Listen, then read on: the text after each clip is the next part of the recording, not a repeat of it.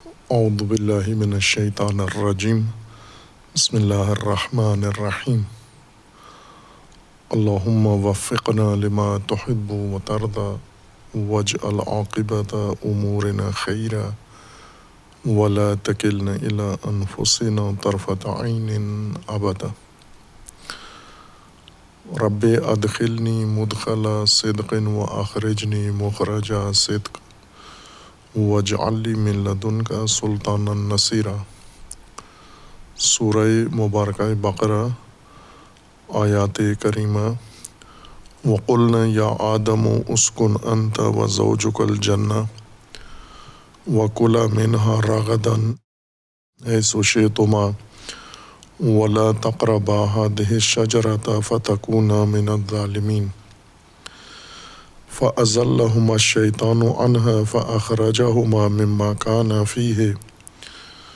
وقلنا اہبطوا بعضکم لبعض عدو وَلَكُمْ فِي الْأَرْضِ مُسْتَقَرٌّ وَمَتَاعٌ إِلَىٰ حِينٍ فَتَلَقَّىٰ آدَمُ مِن رَّبِّهِ كَلِمَاتٍ فَتَابَ عَلَيْهِ إِنَّهُ هُوَ التَّوَّابُ الرَّحِيمُ۔ وَقُلْنَا اهْبِطُوا مِنْهَا جَمِيعًا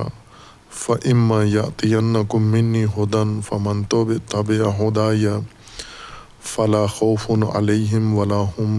يَحْزَنُونَ۔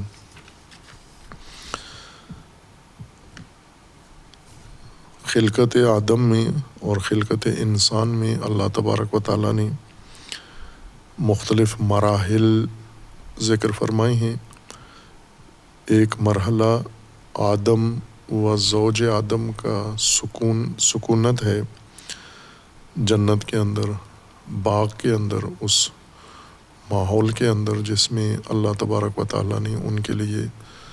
زندگی کا اہتمام فرمایا تھا، اور انہیں حکم دیا گیا کہ آپ اس باغ میں سکونت اختیار کریں اور اس میں رغداً فراخی کے ساتھ، وسعت کے ساتھ، کھلے بندوں، آزادی کے ساتھ کھائیں پئیں رہیں، لیکن ایک شجرہ کے قریب نہیں جانا۔ اس کے قریب گئے اگر اس کا ارتکاب کیا تو ظالمین میں سے ہو جائیں گے۔ لیکن جب آدم و زوج آدم اس جنت میں مقیم ہوئے اس رہنمائی کے بعد اور اس وسعت و فراخی و فراہمی کے بعد، فَأَزَلَّهُمَا الشَّيْطَانُ عَنْهَا فَأَخْرَجَهُمَا مِمَّا كَانَا فِيهِ۔ شیطان نے ان دونوں کو بھٹکا دیا، بہکا دیا، پھسلا دیا اور اسی چیز کا ارتکاب کروا دیا جس سے اللہ تبارک و تعالیٰ نے انہیں روکا تھا، منع کیا تھا کہ اس کے قریب نہیں جانا ورنہ ظالمین میں سے ہو جائیں گے۔ اور پھر ایسا ہی ہوا کہ اس شجرہ کے ارتکاب کے بعد وہ کیفیت ان پر آ گئی، وہ مشقت انہیں سامنا کرنا پڑا جس سے اللہ تبارک و تعالیٰ نے انہیں روکا تھا اور جس کی آگاہی دی تھی، وہ نتیجہ ان کے سامنے آ گیا اور اللہ تبارک و تعالیٰ نے انہیں اس باغ سے، جنت سے خارج ہونے کا حکم دے دیا۔ وَقُلْنَا اهْبِطُوا بَعْضُكُمْ لِبَعْضٍ عَدُوٌّ، اب حبوط کرو، اس حبوطی زندگی میں تم ایک دوسرے کے دشمن رہو گے۔ وَلَكُمْ فِي الْأَرْضِ مُسْتَقَرٌّ وَمَتَاعٌ إِلَىٰ حِينٍ، اب زمین تمہارے لیے مستقر ہے، قرارگاہ ہے و آرامگاہ ہے،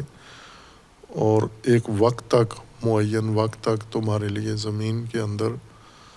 متاع و سامان زندگی و زیست موجود ہے۔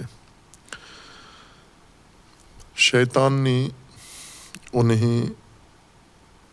بہکا دیا۔ فَأَزَلَّهُمَا الشَّيْطَانُ، ذلت کا معنی پھسلنا ہوتا ہے، ہٹ جانا، شے کا جس جگہ پر اس کو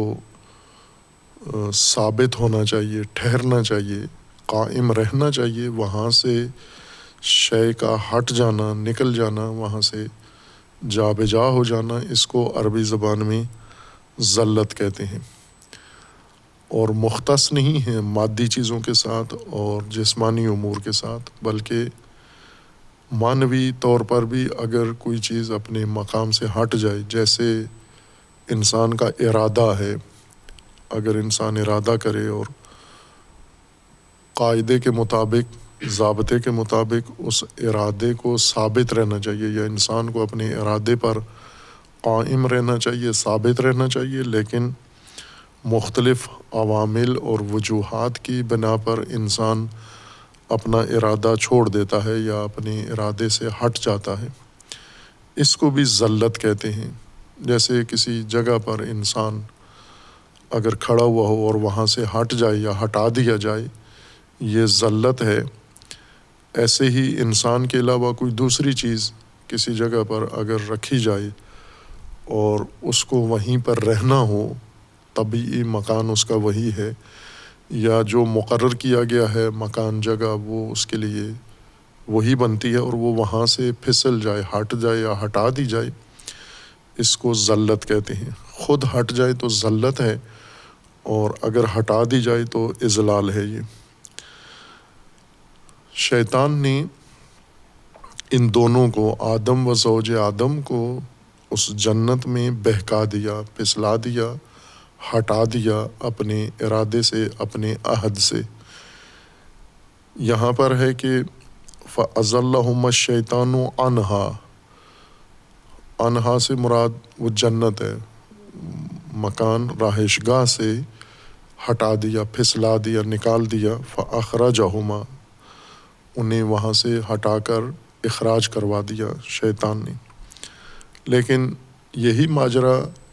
سورہ اعراف میں اور سورہ طٰہٰ میں مختلف اور زیادہ خصوصیات کے ساتھ بیان ہوا ہے۔ وہاں پر عہد کا ذکر ہے کہ ہم نے آدم سے عہد کیا تھا، وہ عہد لیا تھا، اور آدم اس عہد کو فراموش کر بیٹھے، اور اس فراموشی کے نتیجے میں اس عہد سے ہٹ گئے، دور ہو گئے۔ یعنی ذلت جو شیطان نے ایجاد کی ان کے اندر، اس عہد سے ہٹا دیا جو آدم نے اللہ تبارک و تعالیٰ کے ساتھ کیا تھا، اور اللہ نے آدم کو جس عہد پر قائم رہنے کے لیے حکم دیا تھا کہ ایک آپ اس جنت میں اسکان سکونت اختیار کرو، اس کے اندر موجود وسائل سے وسیع اور دلخواہ طریقے سے مرضی کے مطابق استفادہ کرو، اور تیسری چیز نہی ہے کہ اس ممنوعہ شجرہ کے قریب نہیں جانا، اور آدم اسی ممنوعہ شجرہ کے قریب چلے گئے شیطان کے بہکانے سے، اور اس طرح سے اپنا عہد انہوں نے توڑ دیا، اس عہد سے باہر آ گئے۔ اضل کے بدلے میں قرآن کریم نے سورہ اعراف و سورہ طٰہٰ میں لفظ وسوسہ استعمال کیا۔ یہاں پر ہے کہ فَأَزَلَّهُمَا الشَّيْطَانُ، ان دو مقامات پر ہے فوسوسہ، ایک جگہ پر ہے دونوں کو وسوسہ کیا، اور ایک سورہ میں ہے کہ آدم کو فقط وسوسہ کیا، زوج کا بیچ میں ذکر نہیں ہے۔ سورہ اعراف میں خداوند تبارک و تعالیٰ نے اس ماجرا کو ان خصوصیات کے ساتھ ذکر کیا ہے۔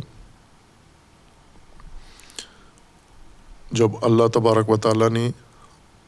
آدم و زوج آدم کو اسکان کا حکم دیا، وَيَا آدَمُ، سورہ اعراف آیا 19 میں، وَيَا آدَمُ اُسْكُنْ أَنْتَ وَزَوْجُكَ الْجَنَّةَ فَكُلَا مِنْ حَيْثُ شِئْتُمَا وَلَا تَقْرَبَا هَٰذِهِ الشَّجَرَةَ فَتَكُونَا مِنَ الظَّالِمِينَ۔ یہ وہی حکم ہے جو سورہ بقرہ میں بھی بیان ہوا ہے۔ اس کے بعد ہے سورہ بقرہ میں تھا فَأَزَلَّهُمَا الشَّيْطَانُ عَنْهَا، یہاں پر سورہ اعراف آیا 20 میں ہے فَوَسْوَسَ لَهُمَا الشَّيْطَانُ، شیطان نے ان دونوں کو وسوسہ کیا، یعنی اضلال، شیطان کے اضلال کا طریقہ وسوسہ تھا، وسوسہ کے ذریعے سے اضلال کیا، بہکایا اور ہٹایا انہیں۔ اور مقصد کیا تھا وسوسہ کا یا اضلال کا؟ لِيُبْدِيَ لَهُمَا مَا وُرِيَ عَنْهُمَا مِنْ سَوْءَتِهِمَا، تاکہ وہ چھپی ہوئی شرمگاہیں ان کی ان کو نمایاں کر دے، ان کو کھول دے، واضح کر دے۔ وَقَالَ مَا نَهَاكُمَا رَبُّكُمَا عَنْ هَٰذِهِ الشَّجَرَةِ، شیطان نے ان دونوں کو کہا کہ کیا تم جانتے ہو کہ تمہارے رب نے دونوں کو اس شجرہ سے کیوں روکا ہے؟ إِلَّا أَن تَكُونَا مَلَكَيْنِ أَوْ تَكُونَا مِنَ الْخَالِدِينَ، وسوسہ اس طرح سے کیا کہ یہ جس شجرہ سے روکا گیا ہے آپ کو، یہ بہت ضروری ہے آپ کے لیے اور بہت مفید ہے آپ کے لیے، بہت اہمیت رکھتا ہے۔ اس کے کھانے سے آپ دونوں صاحب ملک و سلطنت ہو جائیں گے، اور ایسی سلطنت آپ کو ملے گی جو ختم ہونے والی نہیں ہے۔ اور دوسرا یہ کہ آپ خود بھی خالدین میں سے، مخلدین میں سے ہو جائیں گے، آپ دونوں کو موت نہیں آئے گی، یعنی آپ کے خلف میں کوئی اور مخلوق نہیں آئے گی، آخری خلف زمین پر آپ ہوں گے، پھر اس کے بعد آپ زندہ رہیں گے۔ وَقَاسَمَاهُمَا إِنِّي لَكُمَا لَمِنَ النَّاصِحِينَ، قسم کھائی اس نے کہ میں تم دونوں کے لیے نصیحت کرنے والوں میں سے ہوں۔ فَدَلَّهُمَا بِغُرُورٍ، اور دونوں کو دھوکہ دیا، دھکیل دیا دھوکے کے ساتھ۔ فَلَمَّا ذَاقَا الشَّجَرَةَ، پھر انہوں نے اس کے کہنے پر، اکسانے پر وہ شجرہ ارتکاب کر لیا۔ جب ارتکاب کیا، بَدَتْ لَهُمَا سَوْءَتُهُمَا، ان دونوں کی شرمگاہیں کھل گئیں۔ وَطَفِقَا يَخْصِفَانِ عَلَيْهِمَا مِنْ وَرَقِ الْجَنَّةِ، اور پھر اپنے آپ کو انہوں نے ڈھانپنا شروع کیا جنت کے باغ کے پتوں سے۔ اور اس وقت ان کے رب نے فرمایا، وَنَادَاهُمَا رَبُّهُمَا أَلَمْ أَنْهَاكُمَا عَنْ تِلْكُمَا الشَّجَرَةِ، اب رب نے فرمایا کہ میں نے تو روکا تھا تمہیں اس شجرہ کے قریب جانے سے، اور اس کے باوجود آپ نے یہ ارتکاب کیا۔ وَأَقُلْ لَكُمَا إِنَّ الشَّيْطَانَ لَكُمْ عَدُوٌّ مُّبِينٌ، اور بتایا تھا کہ شیطان تمہارا دشمن ہے اور عدو ہے، اور وہ بھی کھلا و آشکارا مبین دشمن ہے تمہارا۔ یہ اضل کے بدلے میں وسوسہ شیطان کا ذکر کیا گیا کہ اضلال کا طریقہ وسوسہ تھا۔ سورہ طٰہٰ میں اس مطلب کو پھر ذکر کیا گیا ہے، کچھ خصوصیات اس کی اضافہ کر کے یا مزید تفصیل کے ساتھ اس کو بیان کیا گیا ہے۔ سورہ طٰہٰ آیا 115 سے اللہ تبارک و تعالیٰ کا فرمان ہے، وَلَقَدْ عَهِدْنَا إِلَىٰ آدَمَ مِنْ قَبْلُ فَنَسِيَ وَلَمْ نَجِدْ لَهُ عَزْمًا، ہم نے پہلے آدم سے عہد لیا۔ فنسیہ، آدم وہ عہد بھول گئے، فراموش کر بیٹھے۔ وَلَمْ نَجِدْ لَهُ عَزْمًا، آدم کے اندر ہم نے عزم نہیں پایا، عزم کی کمی تھی جس وجہ سے عہد بھول گئے۔ وَإِذْ قُلْنَا لِلْمَلَائِكَةِ اسْجُدُوا لِآدَمَ فَسَجَدُوا إِلَّا إِبْلِيسَ أَبَىٰ، ہم نے ملائکہ کو حکم دیا کہ وہ آدم کو سجدہ کریں، تسلیم ہوں، قبول کریں، انہوں نے کر لیا، ابلیس نے انکار کر دیا۔ فَقُلْنَا يَا آدَمُ إِنَّ هَٰذَا عَدُوٌّ لَكَ وَلِزَوْجِكَ فَلَا يُخْرِجَنَّكُمَا مِنَ الْجَنَّةِ فَتَشْقَىٰ، ہم نے آدم کو کہا کہ یہ دشمن ہے تیرا بھی اور تیرے زوج کا بھی دشمن ہے، یہ تم دونوں کو جنت سے نکال دے گا، اور دھیان رہے کہ آپ کو جنت سے نہ نکالے۔ فتشقیٰ، اور تمہیں مشقتوں میں، مصیبتوں میں، زحمتوں میں، تکالیف میں ڈال دے گا۔ ان لک اللہ تجوع فیہا ولا تعریٰ، جبکہ اس باغ میں مشقت نہیں ہے، اس میں نہ تم بھوکے رہو گے نہ تم ننگے رہو گے، وَأَنَّكَ لَا تَظْمَأُ فِيهَا وَلَا تَضْحَىٰ، اور اس میں تم پیاسے بھی نہیں رہو گے اور تشنا، اور اس میں تم دھوپ میں بھی نہیں رہو گے۔ فَوَسْوَسَ إِلَيْهِ الشَّيْطَانُ،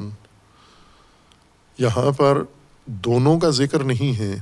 فوسوسہ الیہما نہیں ہے، سورہ اعراف میں ہے فوسوسہ لہما الشیطان، دونوں کو شیطان نے وسوسہ کیا، اور سورہ بقرہ میں ہے کہ فَأَزَلَّهُمَا الشَّيْطَانُ عَنْهَا، شیطان نے دونوں کو بہکایا، دونوں کو پھسلایا، لیکن سورہ طٰہٰ میں ہے کہ فقط آدم کو، فوسوس الیہ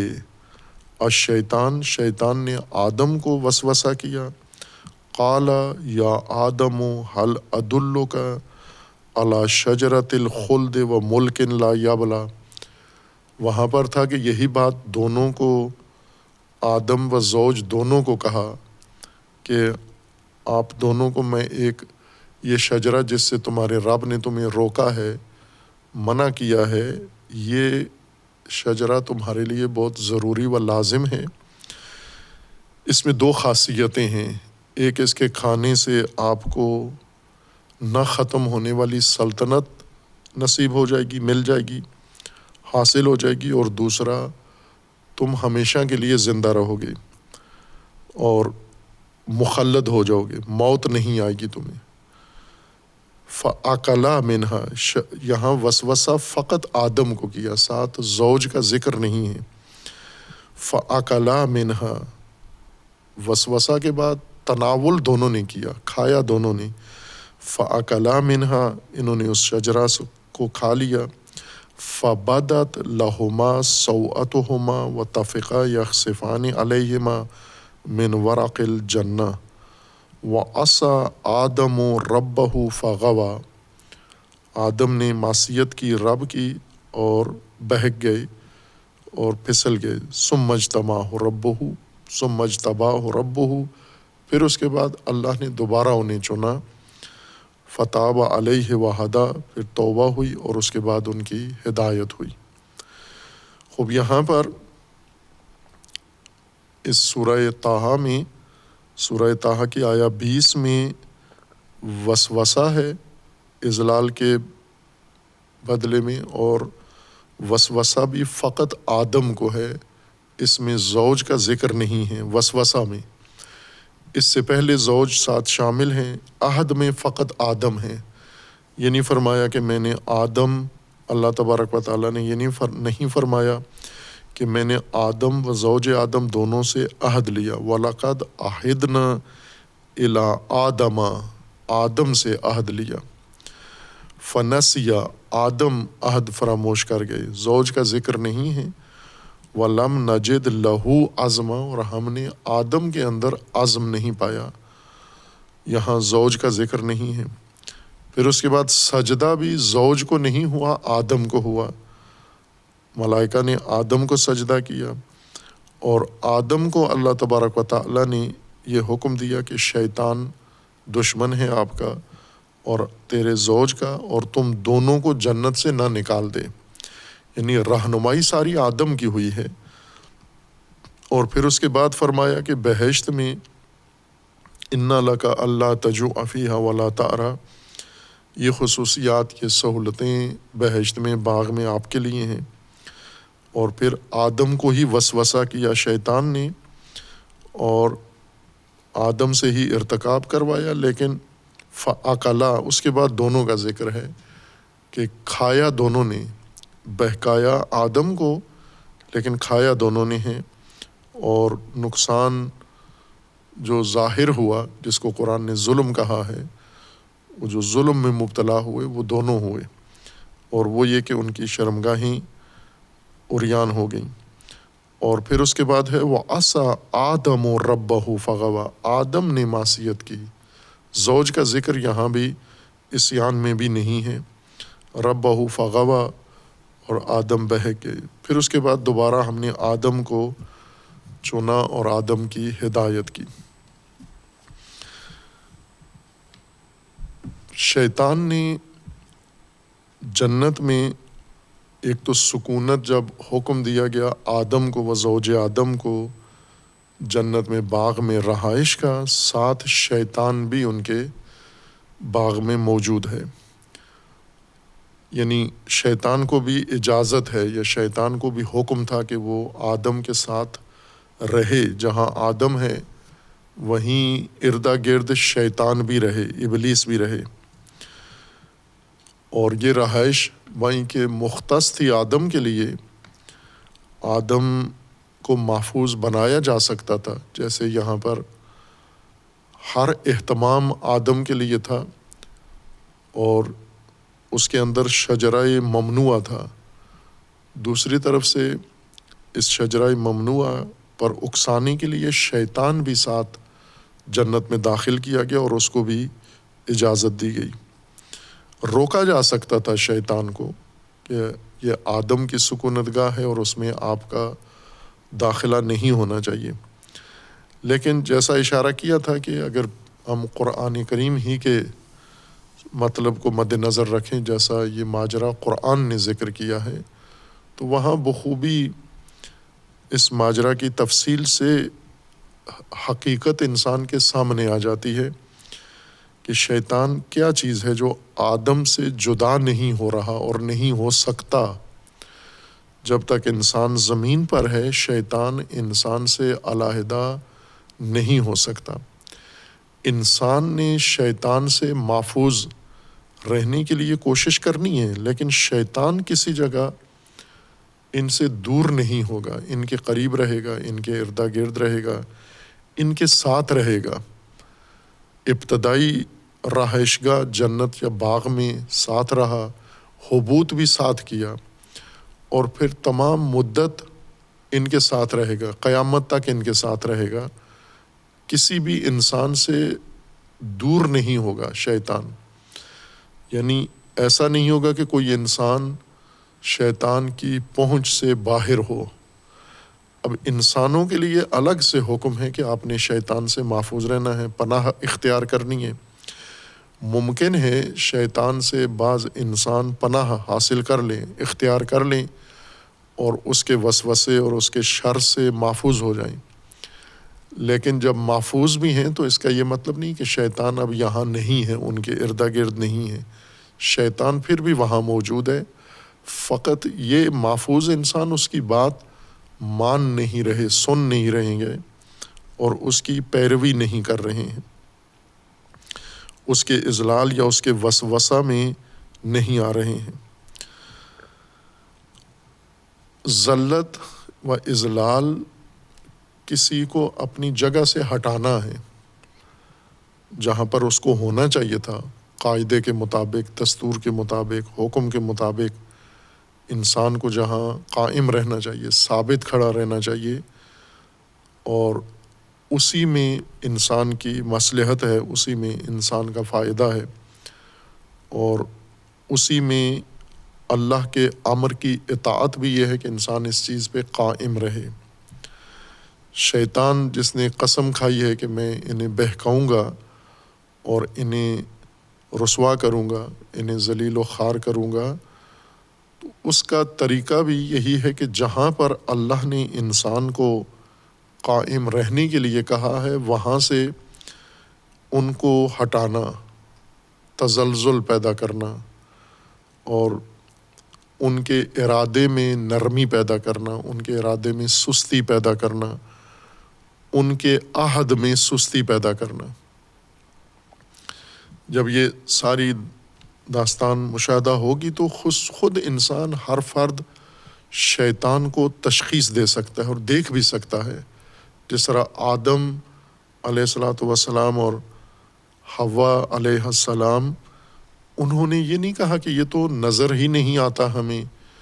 بلکہ جو ان کے درمیان آپس میں بات چیت ہو رہی ہے، مکالمہ ہو رہا ہے، وہ مکالمہ اس طرح کا ہے کہ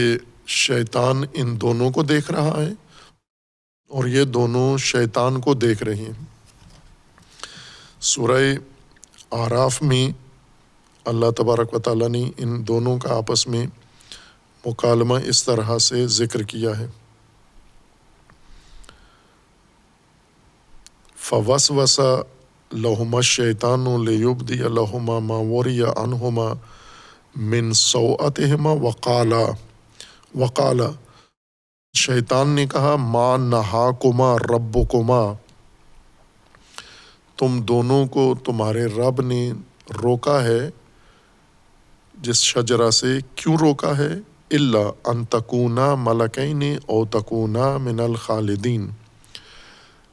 مخاطب کا صیغہ استعمال کر کے، ضمیر استعمال کر کے، ما نہاکما و ربکما، یعنی آمنے سامنے کھڑے ہو کر جو گفتگو کی جاتی ہے، جیسے اردو میں انسان بات کرتا ہے، کبھی ان الفاظ کے ساتھ جن کا الفاظ کا مطلب و مفہوم یہ ہوتا ہے کہ جس شخص کے ساتھ بات ہو رہی ہے یا جس کے بارے میں وہ یہاں حاضر نہیں ہے، وہ غائب ہے، سامنے نہیں ہے، جیسا کہ اردو میں کہا جاتا ہے کہ میں نے اسے کہا، اس نے میری بات سنی، اس نے میری بات مانی۔ جب یوں کہتے ہیں ہم میں نے اسے کہا،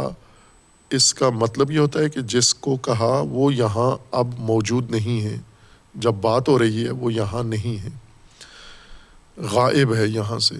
لیکن جب انسان کہے یہ بات کہ میں نے آپ کو کہا، میں نے تجھے کہا، جب تجھے اور آپ کا لفظ استعمال ہوتا ہے تو اس کا مطلب یہ ہے کہ سامنے موجود ہے اور مشاہدہ ہو رہا ہے اور دکھائی دے رہا ہے۔ بس شیطان ان دونوں کو دیکھ رہا تھا اور انہیں مخاطب کیا، ما نہاکما ربکما ان ہذہ الشجرہ، اس شجرہ سے آپ کو تمہارے رب نے منع کیا ہے تاکہ تم دونوں ملک نہ بن جاؤ اور تم دونوں مخلد نہ ہو جاؤ۔ اور پھر انہیں کہا کہ وقاسمہما انی لکما لمن الناصحین، اور پھر مخاطب کر کے انہیں کہا کہ میں آپ دونوں کا خیر خواہ ہوں، آپ دونوں کا ہمدرد ہوں، ناصح ہوں۔ اور پھر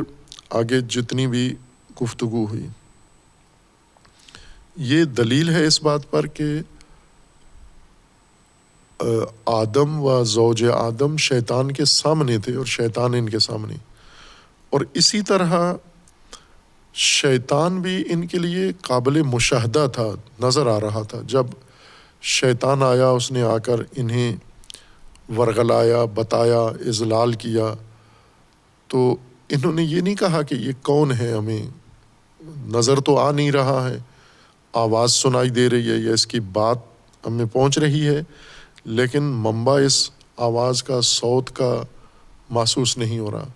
کوئی تعجب نہیں کیا، پوچھا نہیں کہ یہ کون ہے جو ہمیں یوں کہہ رہا ہے، بلکہ اس کی بات سنی انہوں نے اور تائید کی اور اس کی ہاں میں ہاں ملائی، اور پھر جیسا اس نے کہا ویسا ارتکاب کر دیا۔ شیطان کی گفتگو ان دونوں کے ساتھ اور ان کا رویہ شیطان کے ساتھ یہ بتاتا ہے کہ دونوں ایک دوسرے کو دیکھ رہے تھے۔ آدم کے لیے شیطان قابل مشاہدہ تھا اور شیطان کے لیے آدم، یوں نہیں تھا کہ مخفی تھے، جیسے آج ہم یہ سمجھتے ہیں کہ شیطان ہمیں نظر نہیں آتا، نامرئی ہے۔ آدم کے لیے نامرئی نہیں تھا، مرئی تھا، مشہود تھا، محسوس تھا، اور دیکھ رہے تھے آدم، اس کو جانتے تھے، پہچانتے تھے، اور اللہ تبارک و تعالیٰ نے دونوں کا تعارف کروایا ہوا تھا۔ شیطان کا تعارف دونوں کو کروایا ہوا تھا کہ یہ تمہارا دشمن ہے، یعنی یہ اللہ تبارک و تعالیٰ کا فرمانا کہ یہ تمہارا دشمن ہے، یہ بھی خود دلیل ہے اس بات پر کہ وہ اسے دیکھ رہے تھے، ورنہ جب اللہ تبارک و تعالیٰ فرمائے کہ یہ تمہارا دشمن ہے تو وہ کہہ سکتے تھے کہ یہ کون ہے، یہ آگے تو کچھ ہے نہیں ہے، آگے زمین ہے، دیوار ہے، پتھر ہے، ہم جو دیکھ رہے ہیں وہ تو باقی اجسام ہیں، یہ جس کو آپ دشمن قرار دے رہے ہیں یہ کون ہے، یہ تو کوئی موجود نہیں ہے آپ جسے دشمن بتا رہے ہیں۔ اس طرح کا تعجب، اضطراب آدم و زوج آدم کے دل میں نہیں تھا۔ کیوں نہیں تھا؟ چونکہ وہ دیکھ رہے تھے، اس کو مشاہدہ کر رہے تھے کہ یہ جس سے کہا جا رہا ہے یہی حقیقت ہے جو ہمارے سامنے ہے، ہماری آنکھوں کے سامنے ہے۔ اور پھر باقی مراحل میں کسی جگہ پر بھی آدم نے اور زوج آدم نے یہ اجنبیت لا علمی ظاہر نہیں کی کہ یہ ہے کون، یہ شیطان جو ہمیں بہلاتا ہے، پھسلاتا ہے اور ہمیں جنت سے نکال رہا ہے۔ بس دونوں ایک دوسرے کے لیے قابل شناخت تھے و قابل مشاہدہ تھے۔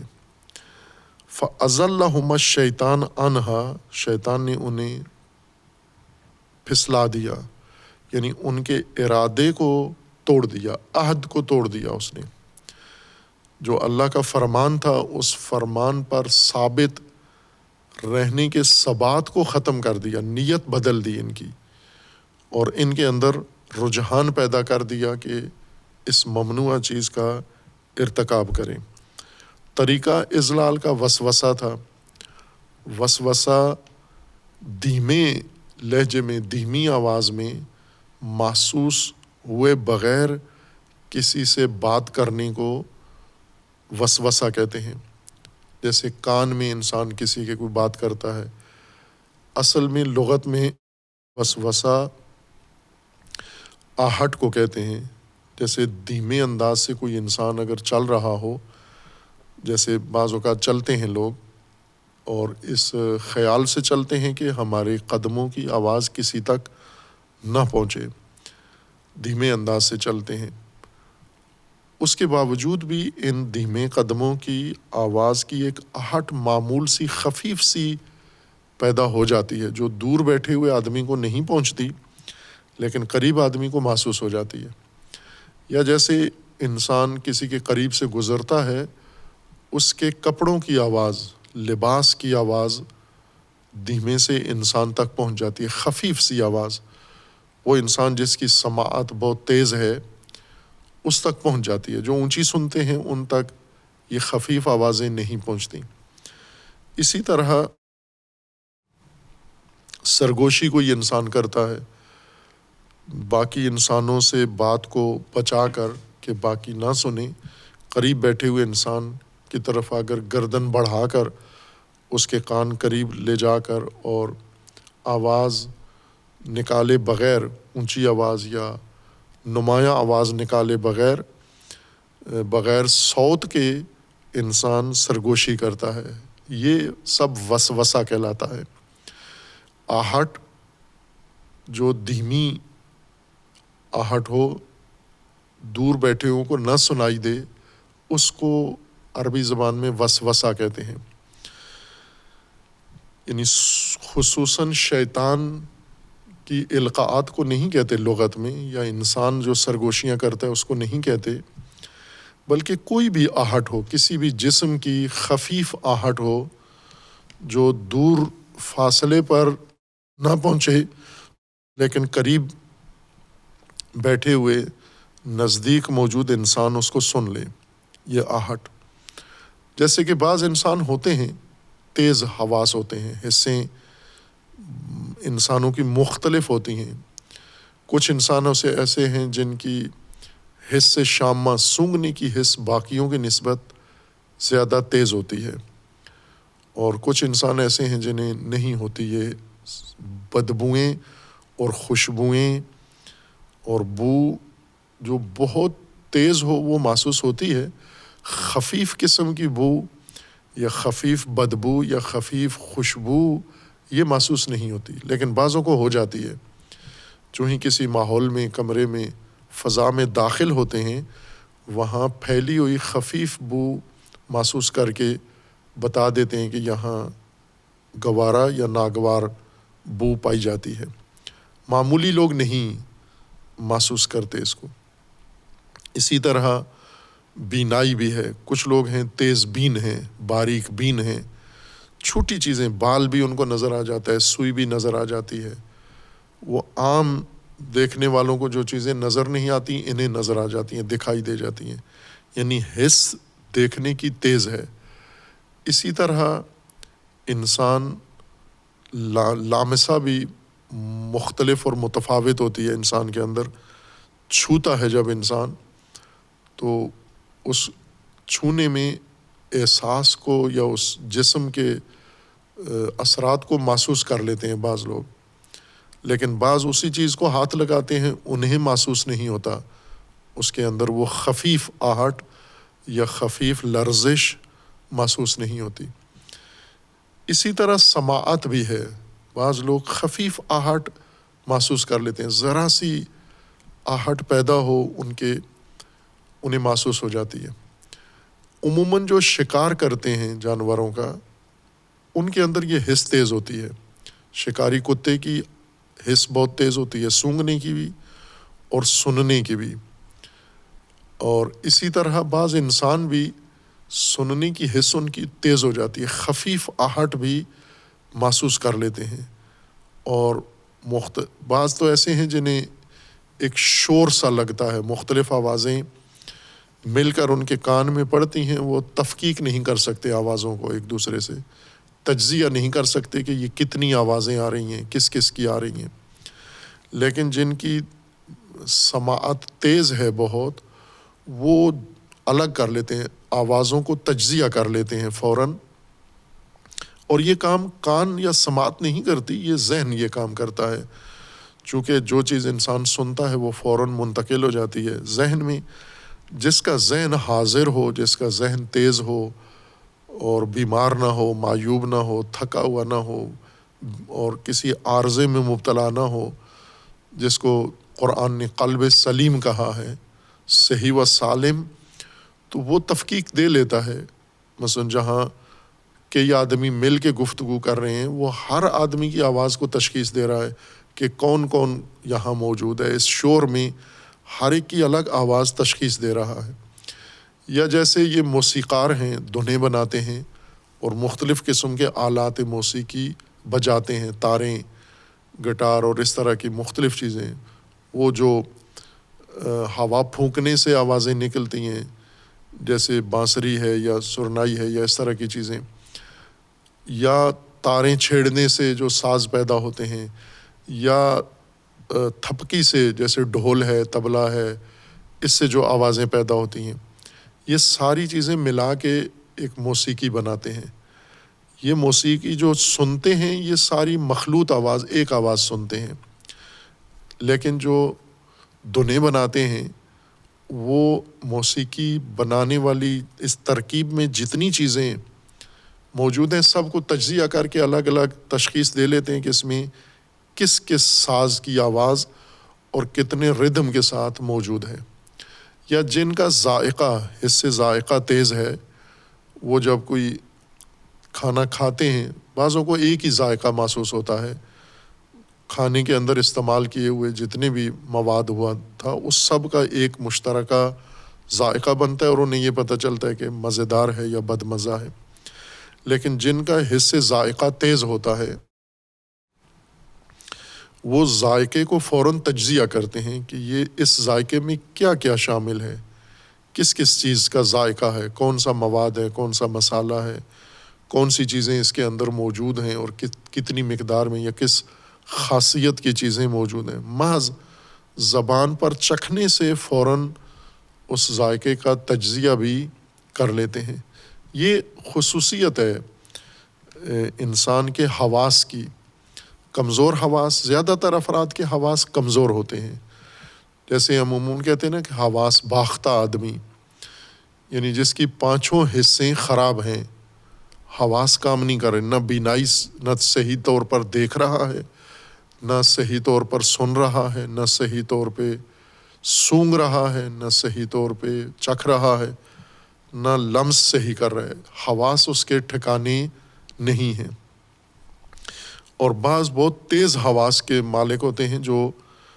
ان کی حس معمول سے زیادہ تیز ہوتی ہے۔ وساوس یعنی آہٹیں، یہ محسوس کرنا، چونکہ صوتی چیز ہے آہٹ، اس کو تیز، جن لوگوں کا ذہن تیز ہے وہ وسوسے دریافت کرتے ہیں، زیادہ آہٹیں ان تک زیادہ پہنچتی ہیں۔ غبی آدمی، ڈھل آدمی، جس کے ذہن میں تیزی نہ ہو، ذہن اصل یہ جو کہتے ہیں ہم حواس تیز ہیں، یہ کنایا ہے کہ اس کا ذہن تیز ہے، چونکہ حواس خود صرف ایک ذریعہ ہیں، پل ہیں اس محسوس کو ذہن تک منتقل کرنے کا۔ مثلا زبان تجزیہ نہیں کرتی ذائقے کا، یا ناک تجزیہ نہیں کرتا ذائقے کا، سب ذہن کرتا ہے۔ ان کا کام یہ ہے کہ جیسا کسی حس نے کوئی احساس دریافت کیا ہے اس کو اسی طرح منتقل کر دے ذہن میں، اور ذہن فوراً وقت لگائے بغیر ان محسوسات کا فوراً تجزیہ کر کے بتا دیتا ہے کہ جس طرح ایک لیبارٹری کے اندر انسان نے جو ٹیکنالوجی کی مدد سے تجزیاتی آلات و مشینیں بنائی ہیں کہ انسان کا تھوک یا انسان کا خون کا ایک قطرہ اس کے اندر ڈالتے ہیں اور وہ مشینیں اس کو تجزیہ کرتی ہیں کہ اس خون کے قطرے کے اندر کتنے اجزاء موجود ہیں، کون کون سے۔ یہ انسان نے ٹیکنالوجی سے بنایا ہے۔ انسان کے ذہن میں اس طرح کی طبعی لیبارٹری موجود ہے تجزیاتی، جتنے بھی محسوسات ہیں یہ فوراً ذہن میں پہنچتے ہی تجزیہ ہو جاتے ہیں۔ لیکن یہ ذہین آدمی یہ کام کر سکتا ہے، غبی آدمی جس کا ذہن کمزور ہو وہ نہیں کر سکتا۔ ذہن پر ساری چیز، اول جو کچھ دیکھ رہا ہے یہ سب کچھ ذہن میں نہیں جا رہا، بیشتر چیزیں نظر انداز ہو رہی ہیں، تو تجزیہ کیسے کرے گا ذہن اس کا؟ جو سن رہا ہے وہ ذہن میں منتقل نہیں ہو رہا۔ جیسے قرآن کریم انسانوں کو کہتا ہے کہ صم بکم عمیٌ، یعنی یہ وہ لوگ ہیں جن کی آنکھیں ہیں، جن کے کان ہیں، جن کی زبانیں ہیں، لیکن یہ گنگے بہرے اندھے ہیں، یعنی ان کے سامنے جو مناظر آ رہے ہیں یہ نہیں سمجھ رہے، ذہن ان کا ان کو دریافت نہیں کر رہا، ان کو تجزیہ نہیں کر رہا، ان کو سمجھ نہیں رہا ذہن، یعنی ذہن ڈل ہے، ذہن کمزور ہے، ذہن غبی ہے، غباوت کا شکار ہے، مرض ہے، فی قلوبہم مرض۔ یہ ذہنی بیماری ہے کہ انسان جو سنے اس کو سمجھ نہ سکے، جو دیکھے اس کو سمجھ نہ سکے، جو سونگے چکھے اس کو سمجھ نہ سکے، اور دوسروں سے پوچھے کیا کہہ رہے ہیں، یہ کیا ہو رہا ہے، یہ کیا کھایا ہے میں نے، یہ کیا بو آ رہی ہے۔ اس کا مطلب یہ ہے کہ ذہن کمزور ہے انسان کا۔ تیز ذہن والا وہ آہٹیں بھی محسوس کر لیتا ہے، لہٰذا وسوسہ وہ دھیمی آہٹ ہے جو انسان کے ذہن تک پہنچتی ہے۔ اصل وسوسہ ذہن کو کیا جاتا ہے، اسی تجزیے والی قوت کو، صلاحیت کو یہاں پر بات پہنچائی جاتی ہے، لیکن دھیمے انداز سے، اس طرح سے کہ شور شرابہ نہ ہو، غل غپاڑا نہ ہو، اور دوسرے افراد متوجہ نہ ہوں، سب کو نہ پتہ چلے کہ اس کے ذہن میں کیا بات ڈالی جا رہی ہے۔ اس طرح غیر محسوس انداز سے جو بات انسان کے ذہن میں ڈالی جائے یہ وسوسہ کہلاتی ہے۔ یہ انسان کا ارادہ توڑنا، انسان کی نیت بدلنا، انسان کی سوچ بدلنا، انسان کا نظریہ بدلنا، انسان کا عقیدہ بدلنا اور انسان کا یقین، یہ وہ امور ہیں جن سے ہٹانے کے لیے وسوسہ کر کے ان کو توڑا جاتا ہے۔ مثلا یقین پر ہے کوئی انسان تو اس یقین سے اس کو پھسلایا جائے، یقین اس کا متزلزل کر دیا جائے، ڈگمگا جائے انسان، یقین پہ نہ رہے، شک ڈال دینا اس کے ذہن میں، شبہ ڈال دینا، یہ اضلال ہے۔ وسوسہ وسیلہ ہے، طریقہ ہے، ذریعہ ہے انسان کو یقین سے ہٹانے کا، انسان کو ایمان سے ہٹانے کا، انسان کو عہد سے ہٹانے کا، جو روزانہ ہوتا ہے۔ ہر انسان دن میں سینکڑوں مرتبہ اگر غور کرے کہ میں نے آج دن میں کتنی دفعہ اضلال پیش آیا ہے، ذلت، لغزش، یعنی گھر سے جو بات طے کر کے گیا تھا، آگے دفتر پہنچ کے، دکان پہ پہنچ کے، اپنے تعلیمی ادارے میں پہنچ کے وہ بات میرے ذہن سے نکل گئی ہے، تو یہی ذلت ہے۔ یعنی جس بات پہ مجھے قائم رہنا چاہیے تھا، ثابت رہنا چاہیے تھا، وہ میں نہیں کر سکا۔ جیسے انسان ارادہ کرتا ہے کہ میں وقت کی پابندی کروں گا اور پھر نہیں ہوتی اس سے وقت کی پابندی، یہ جو عہد کیا تھا کہ وقت کی پابندی کروں گا اور نہیں کر رہا، اس سے ہٹ گیا ہے، اپنے عہد سے ہٹ گیا ہے، یہ ذلت ہے، یہ لغزش ہے۔ یہ لغزش کیسے آئی ہے انسان کے اندر؟ اپنی نیت سے پھر گیا ہے، کسی چیز نے اس کو پھیرا ہے، کوئی بیچ میں ذریعہ بنا ہے۔ وہ ذریعہ، اس میں سے ایک مؤثر ذریعہ وسوسہ ہے، انسان کے دل میں پیدا ہونے والا خفیف خیال ہے جو انسان کے دل میں اٹھتا ہے اور پھر انسان کی ادراکی پوری صلاحیت کو متاثر کر دیتا ہے، اور انسان عہد ختم کر دیتا ہے، یقین انسان کا متزلزل ہو جاتا ہے اور پھر جاتا ہے اپنی بات سے، اپنے وعدے سے۔ روزمرہ ہوتا ہے انسان کے ساتھ۔ اگر ہم تشخیص دیں وسوسہ کس کو کہتے ہیں تو اپنے نفس کی طرف رجوع کریں کہ میں سوچ کے آیا تھا یہ کروں، آج یہ سوچا ہوا تھا یہ کروں، پھر نہیں کیا یہ کام، یہ جو نہیں کیا ہٹ گیا، یہ ذلت ہے، لغزش آ گئی، پھر گیا، ہٹ گیا۔ کیوں ہٹا یہ بھی معلوم ہے کہ اس ہٹنے کی وجہ یہ تھی کہ میرے خیال میں یہ بات آئی تھی، میں نے یہ سوچا۔ عموماً کہتے بھی ہیں، خود ترجمانی بھی اپنے وسوسوں کی کرتے ہیں۔ مثلا جب انسان کو کوئی یاد دلایا جائے، اسی کا عہد یاد دلایا جائے، یا اس کو کوئی ضابطہ یاد دلایا جائے کہ یہ کیوں نہیں کیا آپ نے، تو اپنے دفاع میں یہ کہتا ہے کہ میں نے یہ سوچا تھا، میں نے یہ خیال کیا، میرے خیال میں یہ آیا، میرے ذہن میں یہ بات آئی کہ آج ایسے نہیں ہوگا۔ یہ جو کہہ رہا ہے میں نے یہ سوچا، میرے خیال میں، میرے ذہن میں یہ آیا، اسی کو وسوسہ کہتے ہیں۔ یہ جو آپ کے ذہن میں آیا یہی وسوسہ ہے۔ کیوں وسوسہ ہے؟ چونکہ یہ صرف آپ کے ذہن میں آیا، باقی کسی کے ذہن میں نہیں آیا۔ کچھ چیزیں ایسی ہیں جو سب کے ذہن میں آتی ہیں، چونکہ عمومیت رکھتی ہیں یہ چیزیں، اور جو چیزیں سب کے ذہن میں آتی ہیں وہ نہیں ہیں وسوسہ۔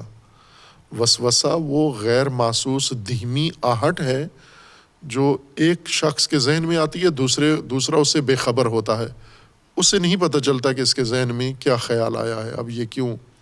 ارادہ بدل رہا ہے یہ اپنا۔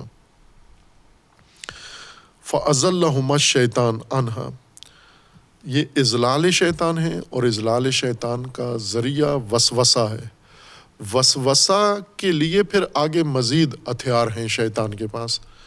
جن کے ذریعے سے انسانی ذہن پر واردات کرتا ہے اور اس کے ارادے توڑ دیتا ہے، یقین توڑ دیتا ہے، اعتقاد توڑ دیتا ہے، نظریہ توڑ دیتا ہے، سوچ انسان کی متزلزل کر کے ڈگمگا دیتا ہے انسان۔ خوب، یہ اہم بات ہے انسان کے تربیت کے لیے اور انسان کی ہدایت کے لیے کہ وسوسہ انسان کی ذہنی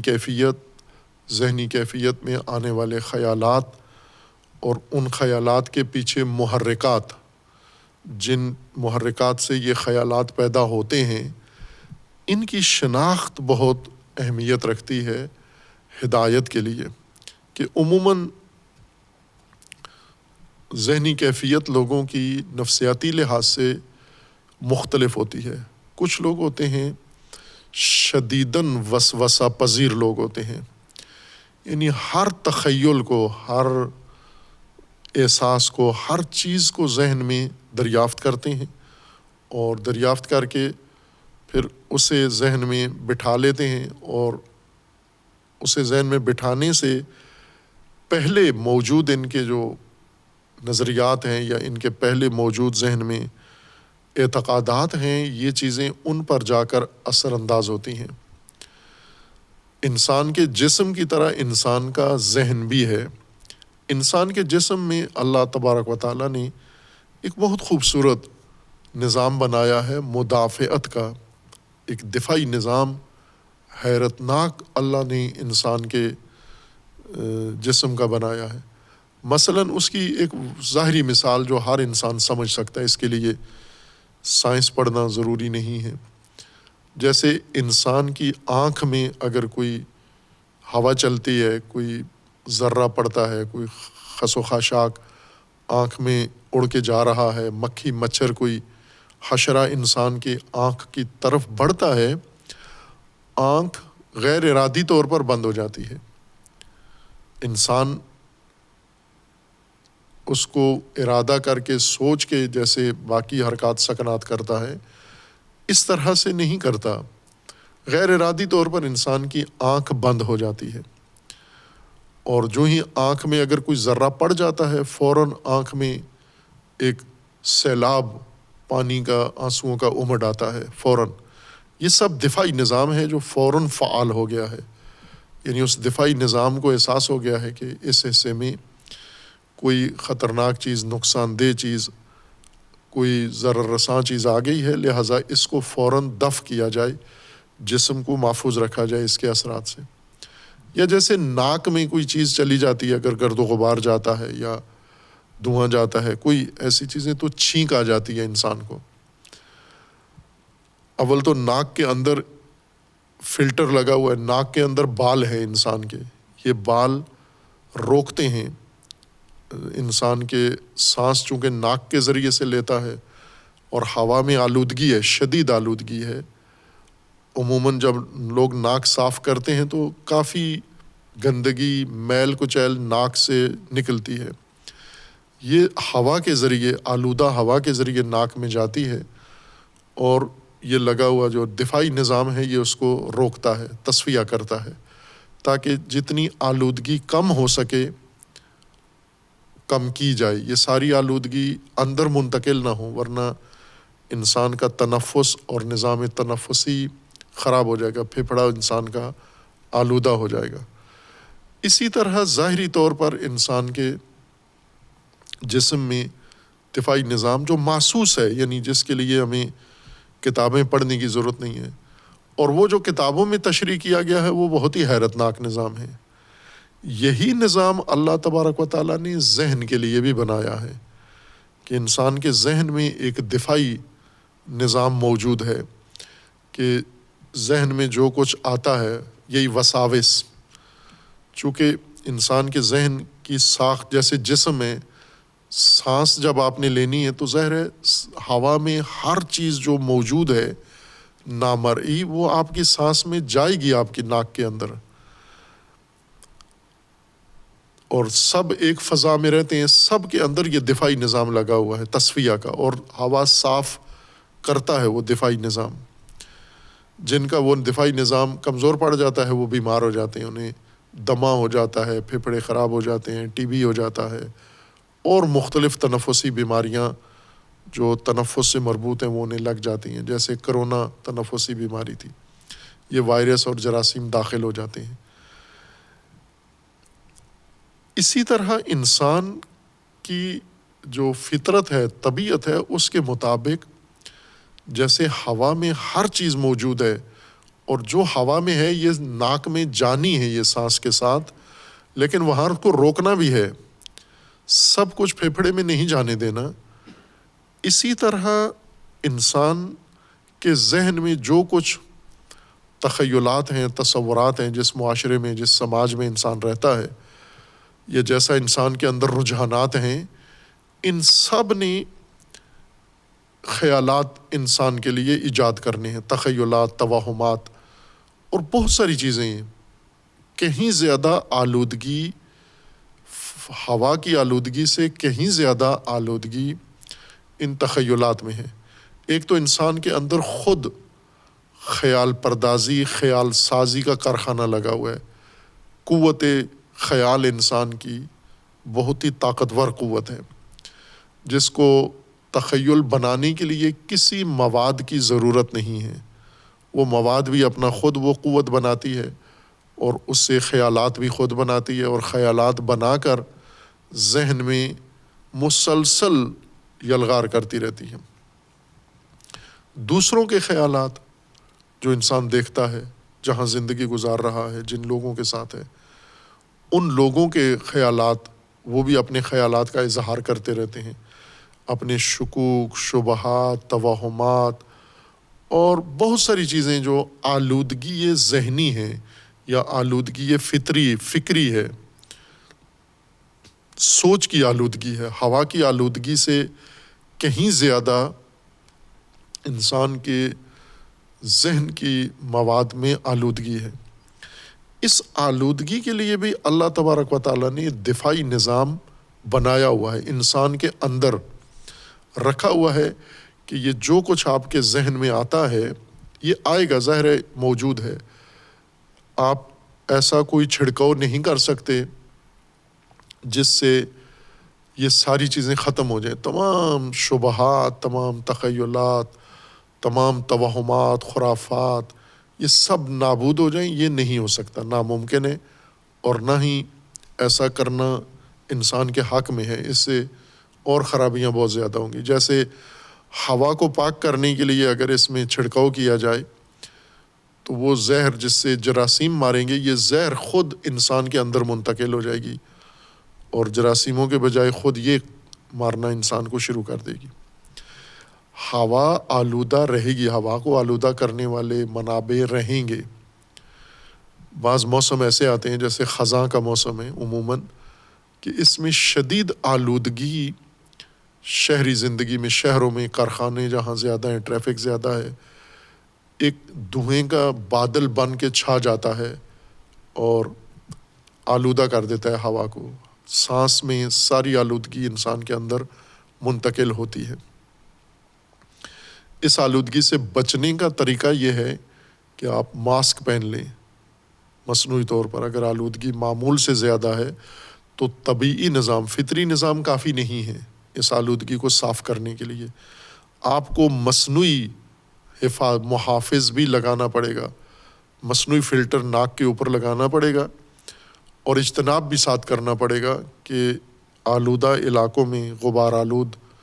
دھوئیں والے اور زہریلی گیسوں والے علاقے میں نہ جائیں آپ، اور مصنوعی فلٹر بھی لگا کے رکھیں، ماسک لگا کے رکھیں۔ ذہن کے لیے بھی یہی ہے، آلودگی موجود ہے، انسانی فضا میں ذہنی آلودگی حتمی ہے، اس کا ہونا یہ انسانی زندگی کا لازمہ ہے، اس کو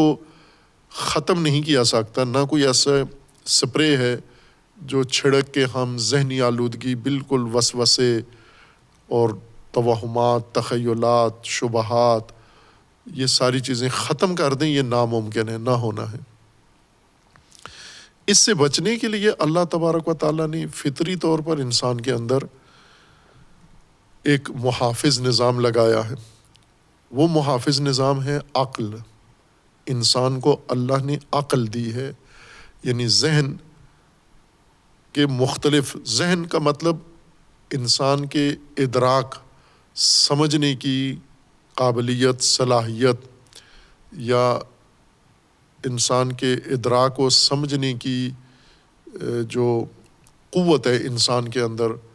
مشینری ہے انسان کے اندر، یہ پوری دستگاہ یہ ذہن کہلاتی ہے۔ اور پھر اس کے مختلف حصے ہیں، جیسے تخیل اسی کا ایک حصہ ہے، ذہن کا ہی، توہم اسی کا ایک حصہ ہے، ذہن کا ہی ہے، اور شک ہونا اسی کے اندر ہوتا ہے، یقین اسی کے اندر پیدا ہوتا ہے، عقل بھی اسی کے اندر ہے، اسی کے ایک شعبے کا نام عقل بھی ہے، ذہن کے ایک شعبے کا۔ تو عقل کی قوت، قابلیت انسان کے اندر ہے۔ عقل اس لیے ہے کہ یہ ساری واردات جتنی بھی ذہن میں آتی ہیں، جو حواس آپ کو منتقل کر رہے ہیں ذہن میں، مثلا جو سن رہے ہو وہ ذہن میں جا رہا ہے، جو دیکھ رہے ہو وہ ذہن میں جا رہا ہے، جو چکھ رہے ہو وہ ذہن میں جا رہا ہے، اور جو سونگ رہے ہو وہ سب ذہن میں جا رہا ہے، جو لمس کر رہے ہو وہ ذہن میں جا رہا ہے۔ ذہن اس کو تجزیہ کرتا ہے کہ یہ کیا ہے، اور تجزیہ کر کے تشخیص دیتا ہے کہ اس میں سے کون سی چیز مفید ہے، کون سی مضر ہے، اور یہ تجزیہ شدہ مواد یہ عقل کے سامنے پیش کیا جاتا ہے۔ پھر عقل آگے جا کر اس تجزیہ شدہ مواد کو، کچھ کو کچرا قرار دے کر، بالکل کچرا آ گیا ہے ذہن میں، اس کچرے کو باہر نکالو، یہ فضلہ ہے، یہ ذہن سے جھٹک دو۔ عقل رد کر دیتی ہے کہ یہ قابل قبول نہیں ہے، یہ وہم ہے،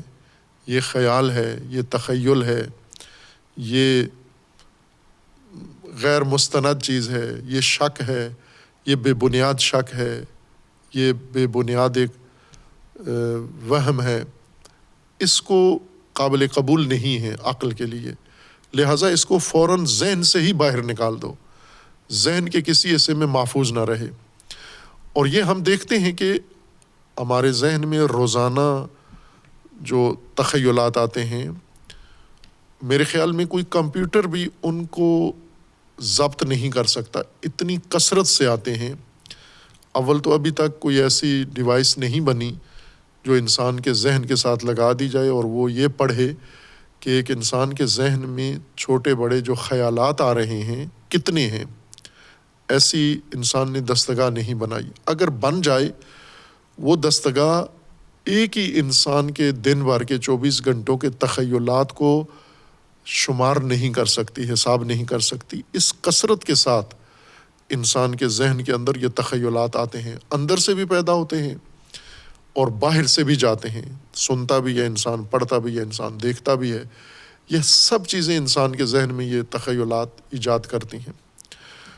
وہ سارا تخیل اس میں زیادہ تر کچرا ہوتا ہے،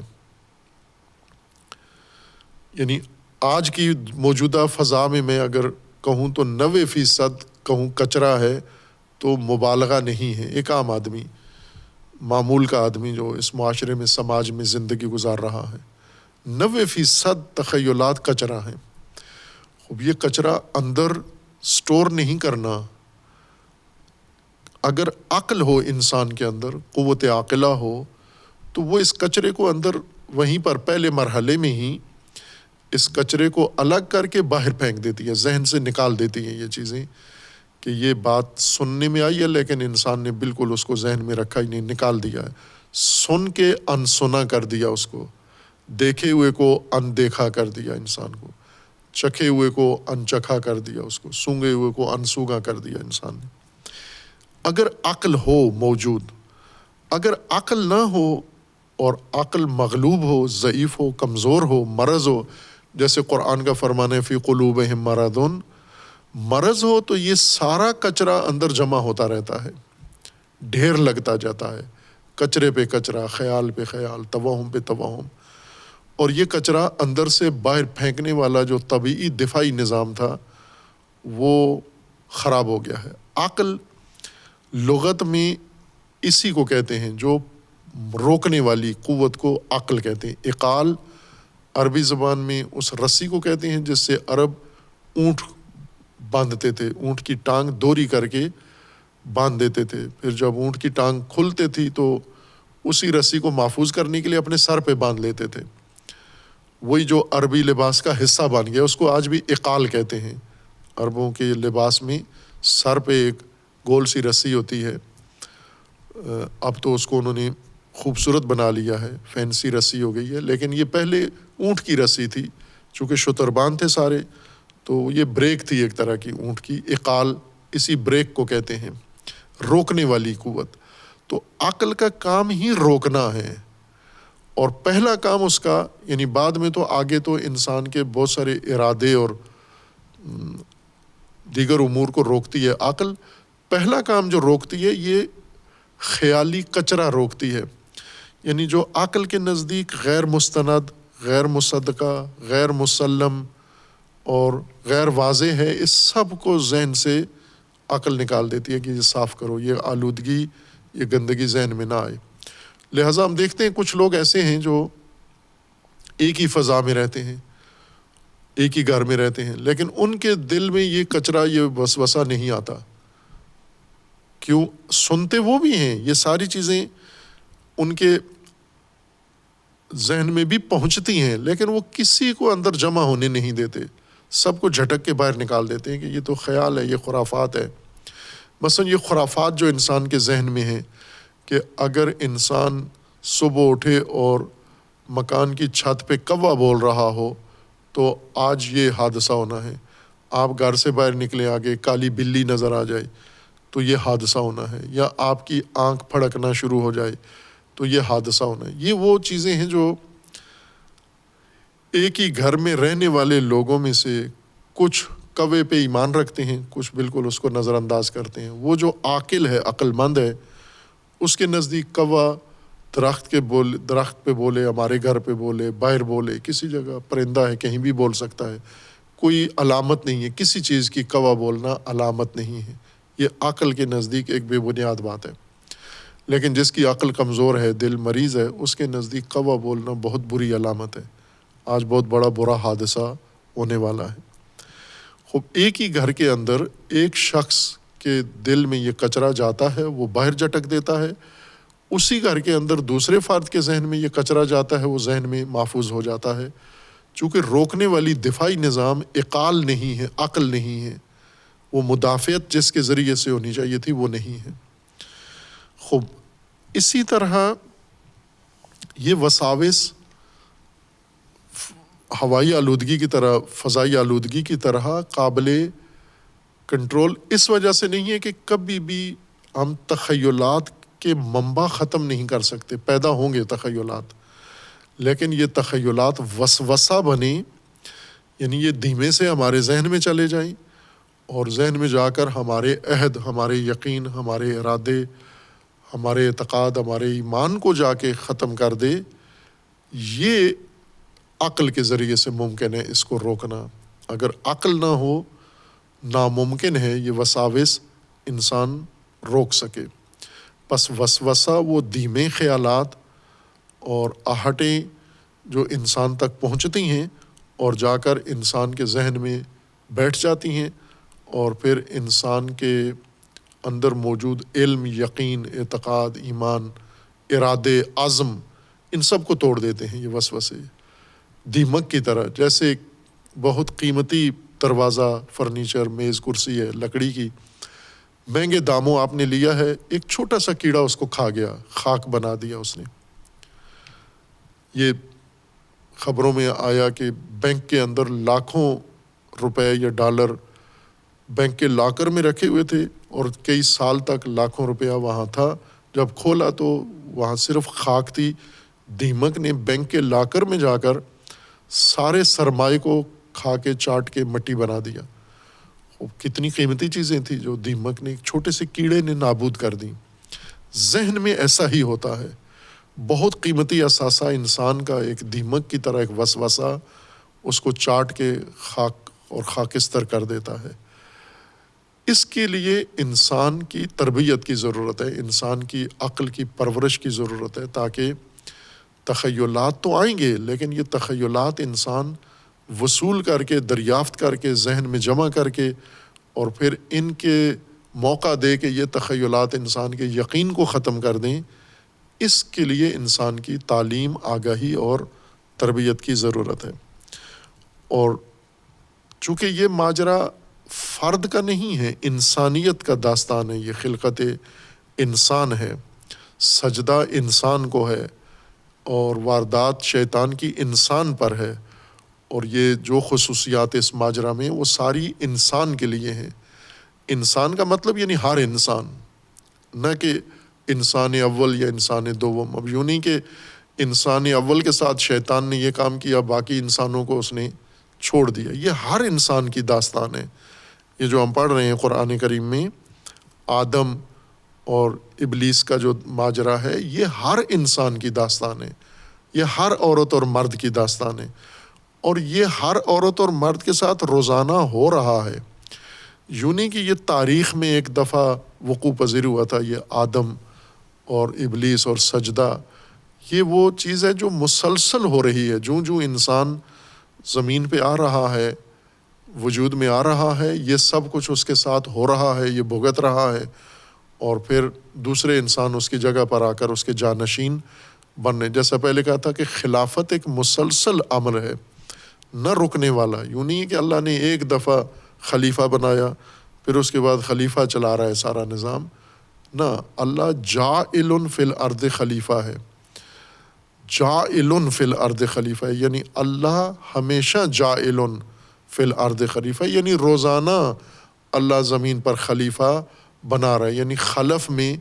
دیگر موجودات کے خلف میں نئے مخلوقات کو اللہ ایجاد کر رہا ہے۔ یہ اللہ کی تخلیق کا قانون ہے کہ پہلوں کی جانشینی میں یا پہلوں کے خلف میں جو پہلے پیدا کیے ہیں سلف، اس سلف کے خلف میں اللہ نے رکھنا ہے، نظام خلقت کو جاری رکھنا ہے، زمین کو خالی نہیں رکھنا، یہ اللہ کی تدبیر میں شامل نہیں ہے کہ کافی ہو گئی ہے مخلوق، اور جیسے انسان کہتے ہیں آبادی کافی ہو گئی ہے، منصوبہ بندی کر کے انسانی آبادی روک دی جائے۔ اللہ نے ایسی منصوبہ بندی نہیں کی ہے کہ خلقت روک دی جائے، کافی ہو گئی ہے خلقت، ستارے کافی ہو گئے ہیں، سیارے کافی ہو گئے ہیں، انسان کافی ہو گئے ہیں، حشرات، نہ، خلقت کبھی بھی کافی نہیں ہے۔ جب تک خالق ہے خلقت جاری ہے، اور خالق تو ہمیشہ کے لیے ہے، ختم ہونے والا نہیں ہے۔ تو اسی طرح انسان جب تک ہے یہ ماجرا انسان کا جاری ہے، اضلال انسان شیطان کے توسط سے جاری ہے، اور شیطان کے پاس ذریعہ اضلال انسان کا، انسان کو بہکانے کا، وہ وسوسہ ہے، اور وسوسہ ان دھیمے کم غیر محسوس آہٹ والے خیالات ہیں جو انسان کے ذہن میں پیدا ہوتے ہیں، اور جا کر عہد و ارادہ سب توڑ کے، اور ثابت چیزیں جو انسان کے ذہن میں پائیدار ہونی چاہیے ان کو توڑ دیتے ہیں، جو تخیلات، یہ وساوس ہیں۔ اور وہی آدم کے ساتھ پیش آیا، فَأَزَلَّهُمَا الشَّيْطَانُ عَنْهَا، اس رہائش سے، جنت سے ہٹا دیا، پھسلا دیا، بہکا دیا، لغزا دیا۔ فَأَخْرَجَهُمَا مِمَّا كَانَا فِيهِ، اس سہولت والی زندگی سے دونوں کو نکال کے مشقت والی زندگی میں دونوں کو منتقل کر دیا۔ باقی بات میں صلی اللہ علیہ وسلم۔